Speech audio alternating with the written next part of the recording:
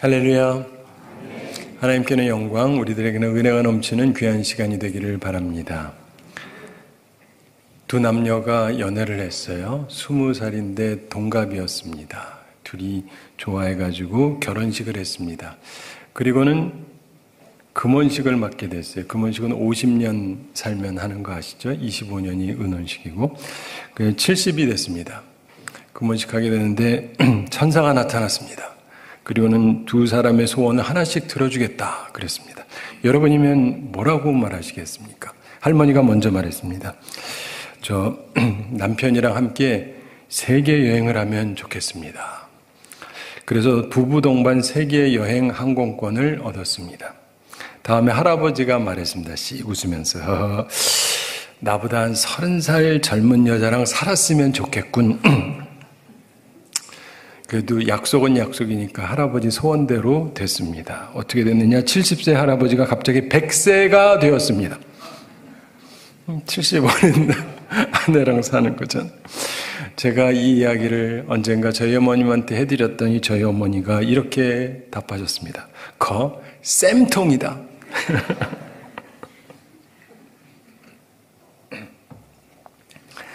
악한 본능은 좋은 결과를 보지 못하는 법이지요.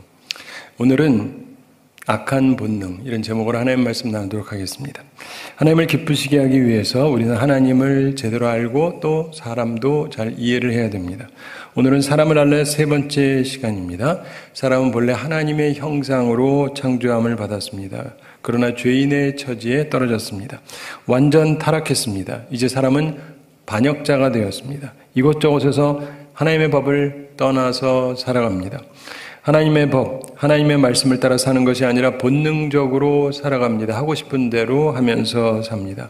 그러나 예수님을 참으로 믿는 자들은 거듭나서 더 이상 본능적으로 사는 것이 아니라 주의 말씀을 따라 살아가야 하는 것입니다.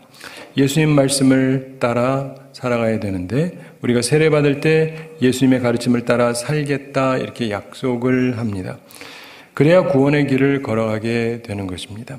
사람을 보면 본능적으로 사는 사람이 있고요. 하나님의 말씀을 따라 사는 사람이 있습니다. 교회를 다녀도 이 두 종류가 있다는 걸 우리가 알 수가 있습니다.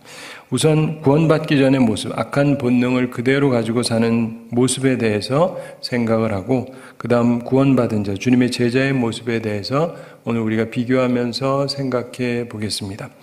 인간에게는 여러 가지 문제점이 있습니다. 그러나 특별히 예수님께서 주목하신 세 가지 문제점이 항상 남아 있습니다. 악한 본능의 세 가지 문제점. 사람에게 있는 악한 본능이 뭐라고 여러분은 생각하십니까? 예수님은 말씀하시기를 첫째로 인간에게 존재하는 악한 본능은 살인의 마음이라고 말씀합니다. 미움이 극대화되면 살인을 하죠. 십계명을 주실 때 사람을 향한 계명 중에 첫 금지 조항이 뭐였습니까? 네, 살인하지 말라입니다. 5계명이죠. 본문 21절 함께 읽어보겠습니다. 옛 사람에게 말한 바 살인하지 말라. 누구든지 살인하면 심판을 받게 되리라 하였다는 것을 너희가 들었으나. 아멘. 살인하지 말라가 계명입니다. 누구든지 살인하면 심판을 받게 되리라. 이 말씀은 경고의 말씀이죠. 참고로 사람에게 이성이 있기 때문에 법의 필요성을 느낍니다. 그리고 법을 제정하고 살아갑니다. 그런데 나라와 민족이 서로 다르기 때문에요. 여러 가지 다른 법을 갖고 있지만은 어느 민족, 어느 나라든지 가지고 있는 공통적인 법이 하나가 있다 그래요. 인류학자들이 연구해 보면 그게 뭐냐? 바로 살인하지 말라라는 법이랍니다. 그만큼 이 법은 이성을 가진 인간이 모두 함께 느끼는 공통의 법규입니다. 왜 그렇습니까? 사람마다 살인의 마음이 매우 강하기 때문이에요. 미움이. 이걸 잘 이해하실 필요가 있습니다. 그래서 살인하지 말라 이것은 성경 말씀이면서 또한 모든 나라에 있는 법입니다. 정신분석학자 프로이드가 세계 제1차 대전을 목격하고 나서 사람의 잔인성을 사나토스라고 불렀죠. 죽음의 본능 혹은 파괴의 본능이 있다 이렇게 그가 말했습니다. 사실 이것은 하나님을 믿지 않는 사람의 눈에도 느껴지는 바입니다.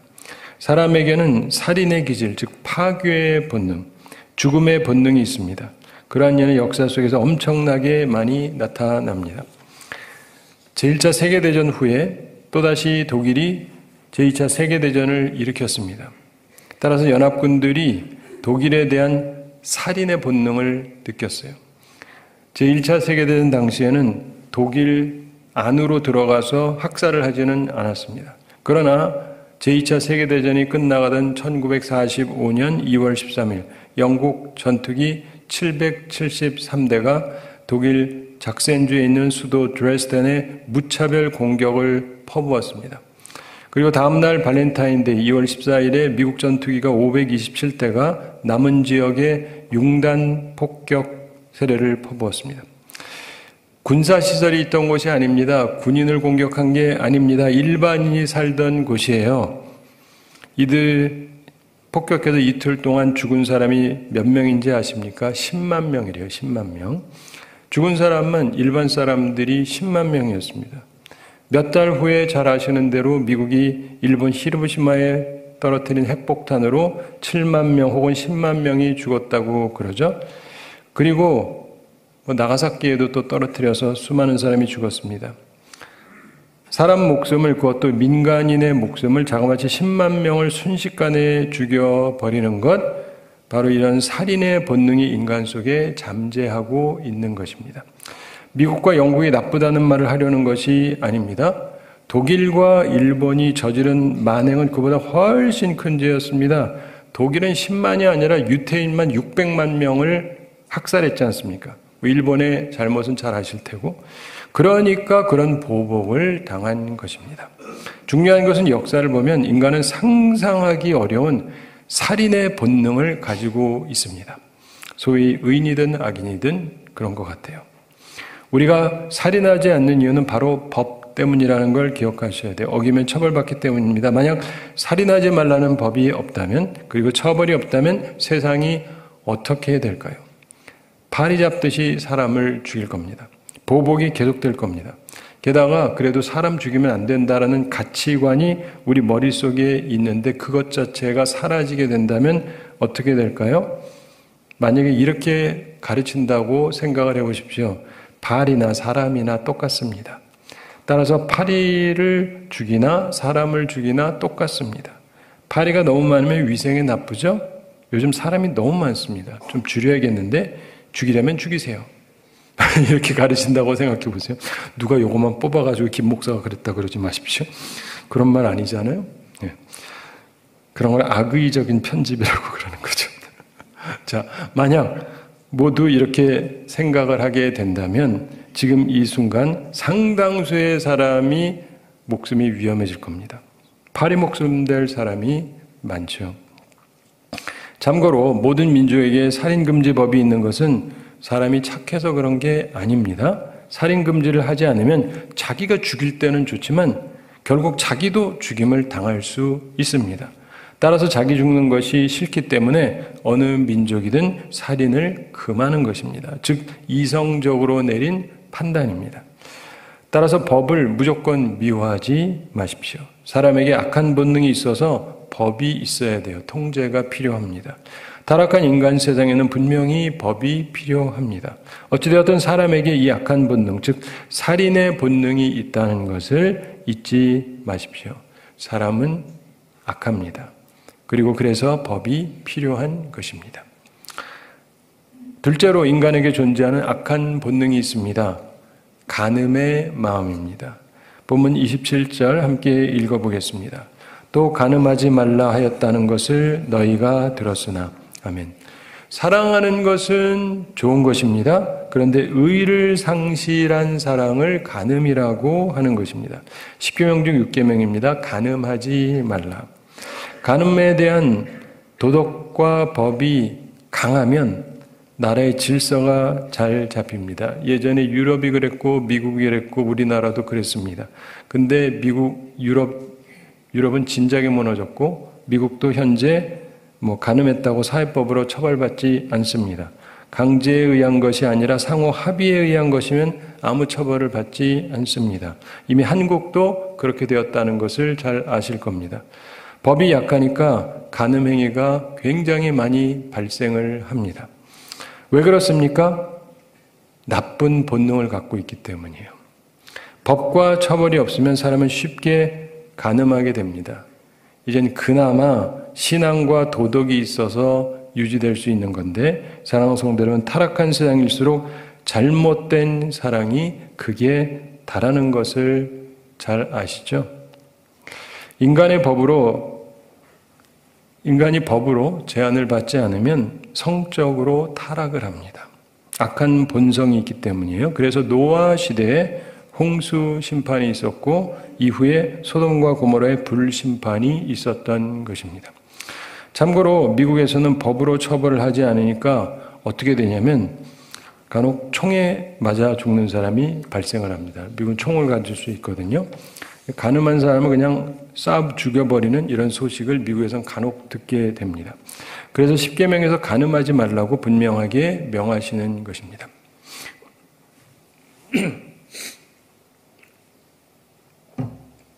그리고 요즘에는 살인해도 사형을 안 받는, 유럽은 거의 다 그렇고 미국도 그런 데가 많거든요. 그러니까 마음에 안 들면 그냥 쏴 죽여버려도 나는 안 죽는다예요. 그러니까 이 법을 어떻게 만드느냐는 굉장히 사람의 행동에 영향을 미칩니다. 제가 항상 재미있게 생각하는 이야기가 하나 있어요. 여러 해 전에 미국에서 최고급 신형 캐딜락을 단돈 100불에 판다, 이런 광고가 신문에 났습니다. 우리 식으로 얘기하면 한 10만 원쯤에 판다. 환율 계산해봤자 뭐 14만 원, 15만 원. 아무리 냈는데 그 광고를 보고 아무도 연락을 하지 않습니다. 왜요? 거짓말이다, 이렇게 생각이 되죠. 그 최고급을 그렇게 싸게 팔 수가 없잖아요. 아니면 뭔가 사기성이 있을 거다, 이렇게 생각을 했습니다. 근데 한 사람이 호기심을 가지고 전화를 걸었어요. 여성이 받습니다. 근데 물어봤더니 차에 아무 이상이 없대요. 그리고 정말 신형 캐딜락 고급차입니다. 그리고 값도 본래 굉장히 비싸지만 진짜 딱 100불만 내면 된답니다. 그래서 이유를 물어봤습니다. 그랬더니 친절하게 이유도 얘기해줘요. 그 파는 여인이 이렇게 답하더랍니다. 제가 결혼을 했었는데 제 남편이요, 얼마 전에 죽었어요. 그런데 나 몰래 딴 여자가 있었어요. 그런데 유서를 쓰기를 자기 신형 캐딜락을 팔아서 자기 그 애인에게 그 돈을 전달해달라고 써 있었습니다. 이제 지혜로운 분은 계산이 조금씩 되시죠? 그래서 법에 따라서 유언대로 하긴 해야 되는데 많은 돈을 주기 싫어서 헐값에 파는 겁니다. 그러더래요. 그래가지고 그 전화 건 사람은 신형 캐딜락을 100불에 샀다, 이런 이야기입니다. 자, 인간에게 존재하는 악한 본성, 간음의 마음이 있습니다. 우리가 주의해야 될 부분입니다. 세 번째로 인간에게 존재하는 악한 본능이 있습니다. 거짓입니다. 거짓. 본문 33절 말씀 함께 읽어보겠습니다. 또 옛사람에게 말한 바 헛맹세를 하지 말고 내 맹세한 것을 주께 지키라 하였다는 것을 너희가 들었으나. 아멘. 10계명 중 9계명이 거짓 증거하지 말라, 이 말씀입니다.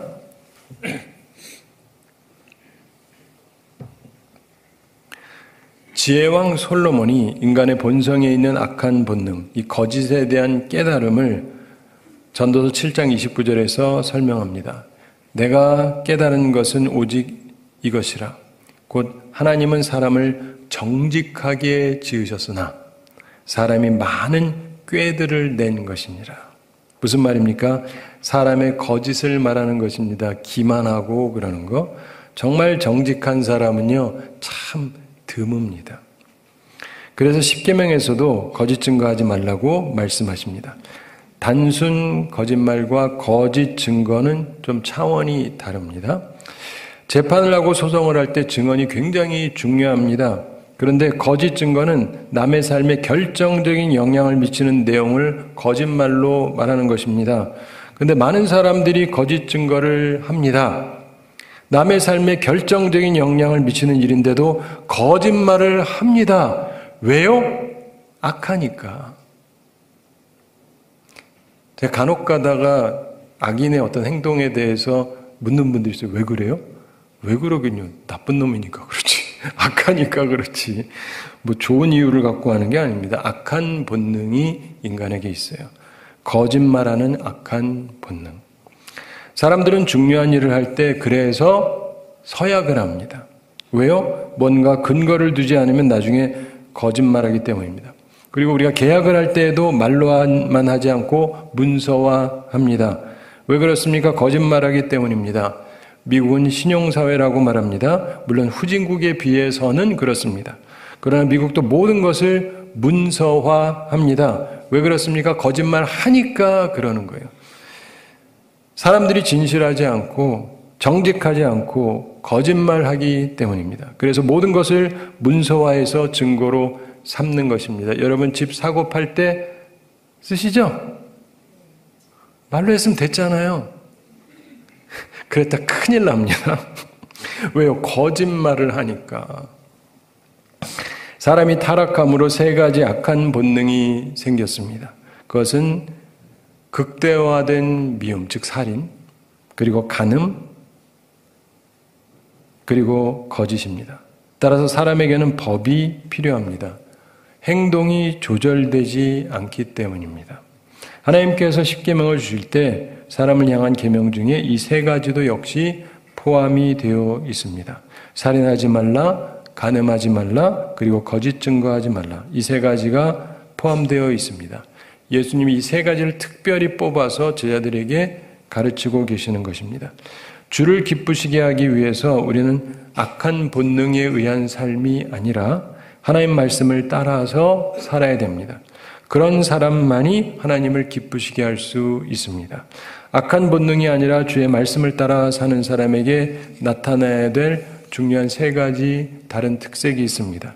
예수님의 가르침에서 중요하게 다루어지는 내용입니다. 우리가 세상의 빛과 소금이 되기 위해서 기억해야 될 점입니다. 기억하고 지키게 되기를 바랍니다. 말씀을 따라 사는 사람의 첫째 특색은 화목하기를 힘쓰는 것입니다. 뭘 힘쓴다고요?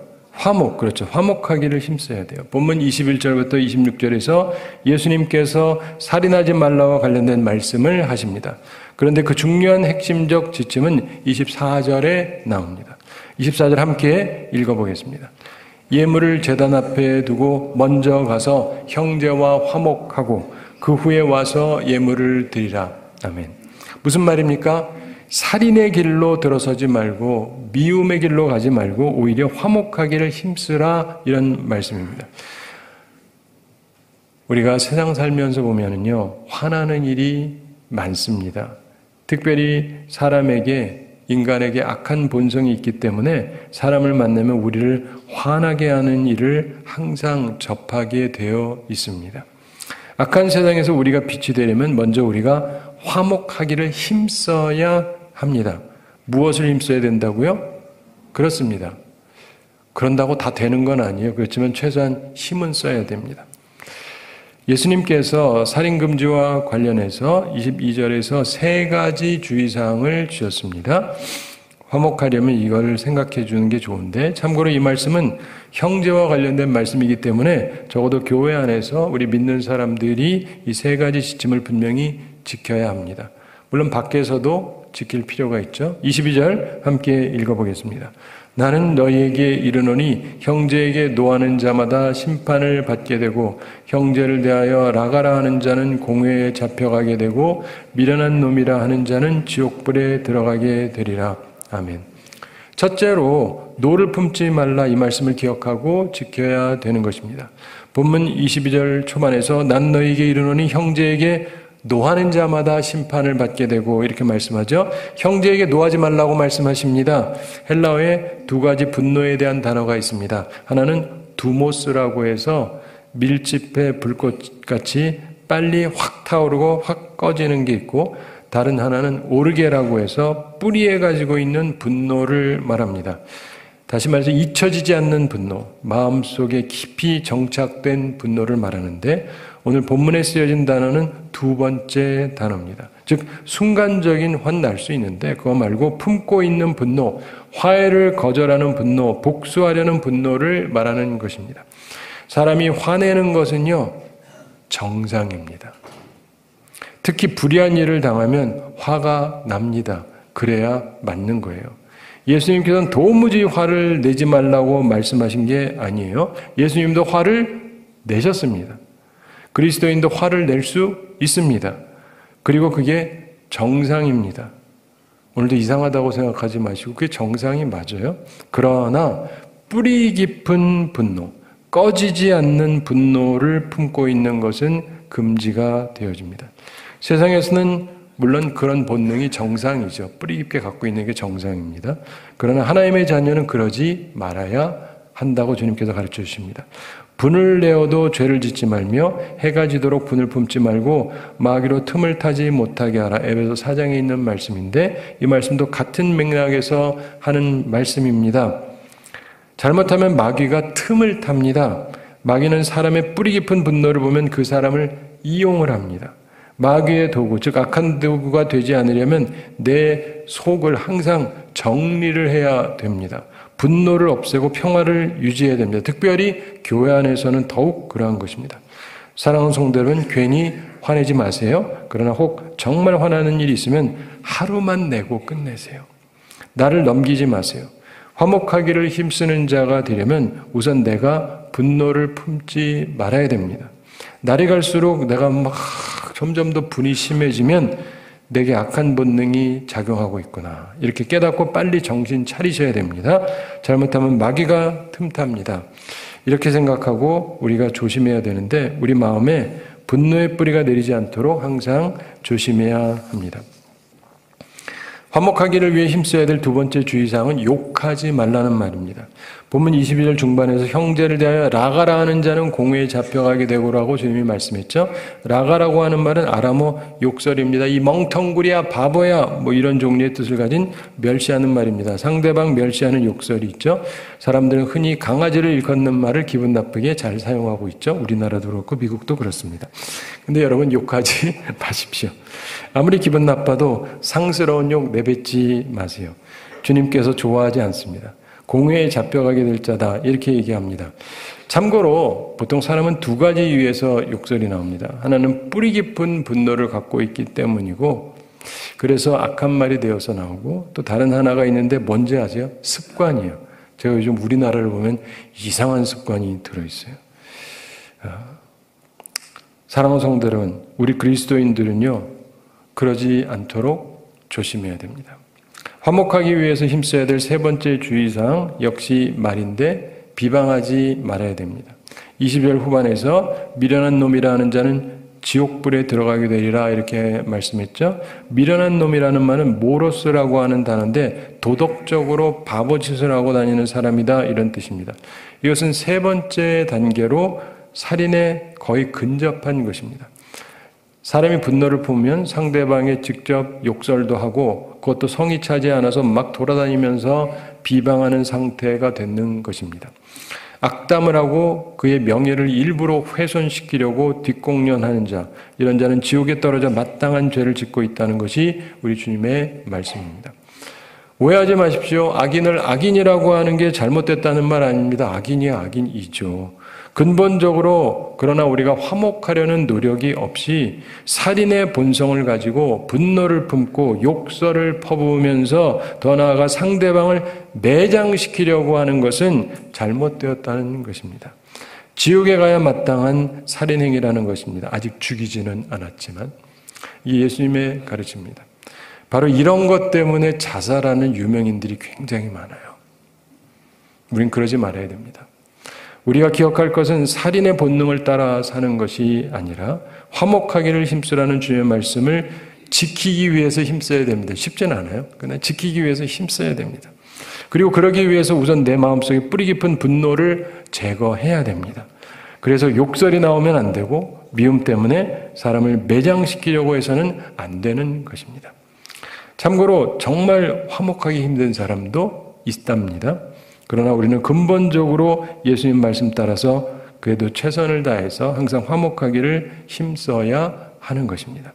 사랑하는 성도 여러분, 우리 모두 화목하기를 힘쓰는 사람들이 되기를 바랍니다.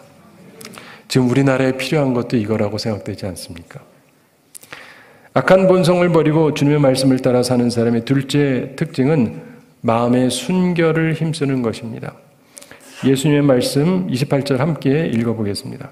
나는 너희에게 이르노니 음욕을 품고 여자를 보는 자마다 마음에 이미 간음하였느니라.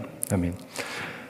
무슨 말입니까? 마음이 순결해야 된다는 말씀입니다. 마음의 순결을 위해서 주의해야 될 두 가지가 있습니다. 그게 뭐냐? 마음이냐? 아니에요.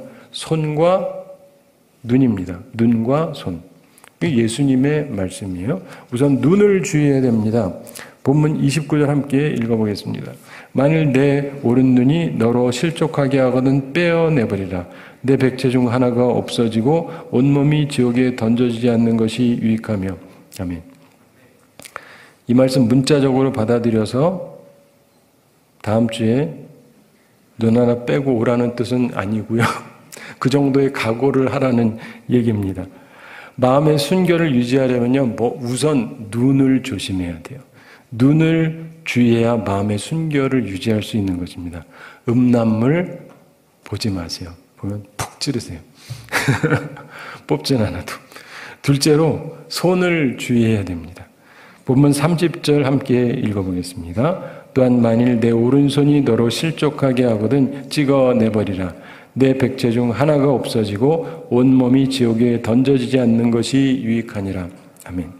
자, 내 배우자 이외의 사람을 자꾸 손으로 만지지 마세요. 뭘로요? 손으로 만지지 말라고요. 손 주의하면 마음의 순결을 유지하는 게 쉽습니다. 그러나 손을 잘못 쓰면 마음의 음욕이 생겨요. 그러므로 손을 주의하셔야 됩니다. 이거 어떻게 하라고요? 찍어버리라. 다음 주에 다 찍어버리고 오시라는 건 아니지만 자를 각오를 가지고 하셔야 됩니다. 우리 마음의 순결을 지켜야 됩니다. 그러려면 눈 조심하고 손을 조심해야 됩니다. 그냥 두면 눈이 아무데나 다 가고 아무거나 막 보고 싶어요. 손도 그냥 마구 갑니다. 주님께서는 그러다가 어디 가지 말라고요? 지옥 가지 말라고 말씀합니다. 예수님께서 하신 말씀이에요. 제 얘기가 아니고 마음의 순결 지켜야 됩니다. 그러기 위해서 눈과 손을 주의해야 합니다. 마음의 순결을 힘쓰는 우리 모두가 되기를 바랍니다. 특별히 32절에서 아내를 버리지 말라 그러죠. 음행한 연고 없이. 이 얘기는 뭐냐면 순전한 사랑을 계속 하라 이 말이에요. 악한 본성을 버리고 하나님 말씀 따라 사는 사람의 셋째 특징이 있습니다. 그것은 정직하기를 힘쓰는 것입니다. 본문 37절 함께 읽어보겠습니다. 오직 너희 말은 옳다 옳다 아니라 아니라 하라. 이에서 지나는 것은 악으로부터 나느니라. 아멘. 이 말씀은 정직하기를 힘쓰라는 말씀입니다. 정직하기 위해서 기억해야 할 것이 한 가지 있습니다. 뭔지 아세요? 겸손입니다. 겸손. 예수님께서 옳다 혹은 아니라 이렇게 하고 그것을 지나쳐 말하지 말라 이렇게 하십니다. 이것은 정직하되 겸손의 자세가 필요하다는 말씀입니다. 사람은요, 자기 말을 지키긴 해야 되지만 자기 의지로 다 지킬 수는 없습니다. 그걸 아십니까? 악한 본성 때문에 거짓말을 해요. 그러나 그 문제 이전에 지난번에 말씀드린 대로 사람의 마음이 부패해져서 자기 말을 지키기가 어렵습니다. 이것을 이해해야 됩니다. 그래서 소위 장담을 하지 말아야 하는 것입니다. 우리는 정직한 말로 사람이 믿을 수 있는 사람, 신뢰할 수 있는 사람이 되어야 합니다. 그러기 위해서 우리는 장담하지 말고 겸손한 자세로 정직하게 말하기를 힘써야 하는 것입니다. 말씀을 정리합니다.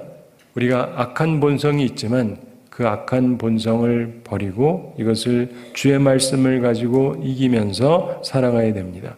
그래서 화목하기를 힘쓰는 우리가 되고 마음의 순결을 힘쓰는 우리가 되고 순전한 사랑을 계속하면서 정직하기를 힘쓰는 우리가 되기를 바랍니다. 사랑하는 성도 여러분, 우리는 완전하지 않습니다. 노력하다가도 실수하기도 합니다. 그래도 계속 노력해야 돼요. 넘어지면 다시 일어나서 털고 가야 되는 거죠. 악한 본성, 살인의 마음, 간음, 거짓 이것을 최대한 항상 버리시고 주의 말씀을 따라 아름다운 삶을 사는 우리 모두가 되기를 바랍니다. 한 가지 이야기 말씀드리면서 오늘 말씀을 마치겠습니다.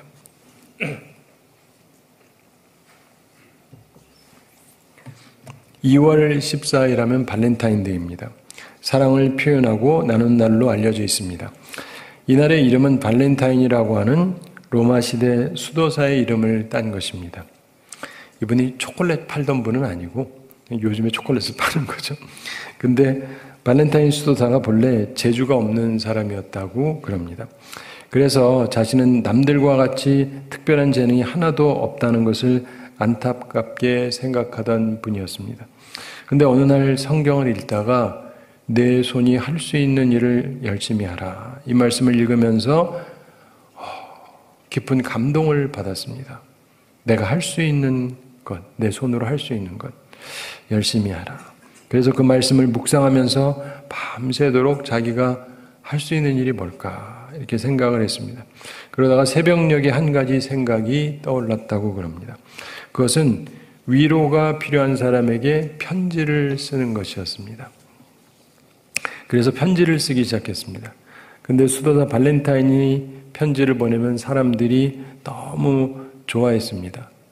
여러분, 누가 위로해주는 편지 맨날 받으시죠? 무슨 말인지 알죠? 이게 잘 안 해주거든요.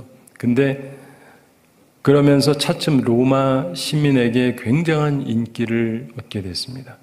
이분이 인기 얻으려고 한 건 아닌데 그렇게 된 거예요. 근데 너무 인기가 높아지니까 당시 로마 황제가 소문을 듣고 이 발렌타인이 정치적인 목적으로 이 일을 하는 것이다, 이렇게 오해를 해서 그를 감옥에 집어넣습니다. 편지 못 보내도록. 어느 날 감옥에 있는데 비둘기 한 마리가 그곳에 날아들었답니다. 근데 나뭇잎을 물고 있었답니다. 근데 하트 모양의, 심장 모양의 이파리였는데 발렌타인이 뭐 여기다 쓸 수 있는 공간이 없잖아요. 그래서 한마디만 써서 다시 비둘기한테 물려 보냈습니다. 거기 사랑합니다 이렇게 썼어요. 추록하고 나서 병들어 죽었는데 위로와 사랑의 편지를 쓰던 발렌타인의 따뜻한 마음이 오늘날 발렌타인데이로 다시 살아나서 사람들의 마음을 따뜻하게 하고 있는 것입니다. 물론 초콜릿 회사들이 초콜릿 팔려고 많이 하는 경우도 있지만 본래의 의도는 굉장히 아름다운 것이죠. 실상 그분이 한 것은 그렇게 큰 일은 아니었습니다.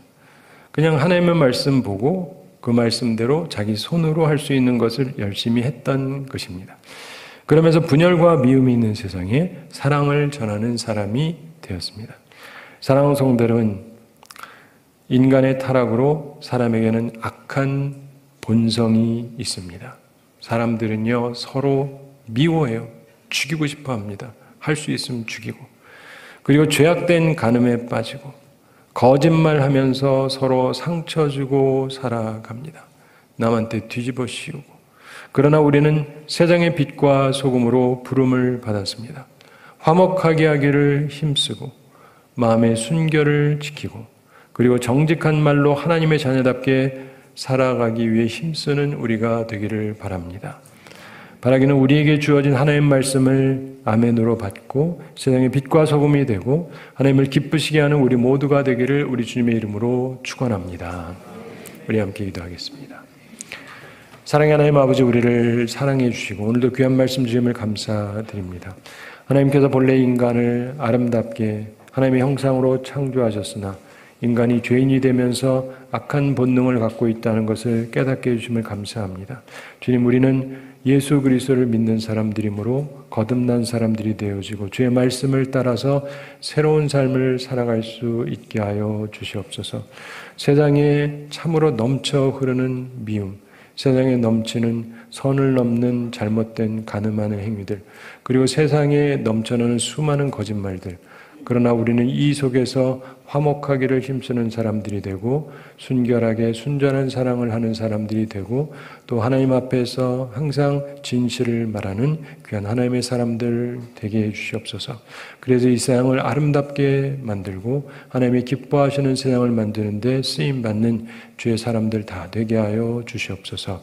감사드리며 예수님의 이름으로 기도드리옵나이다. 아멘.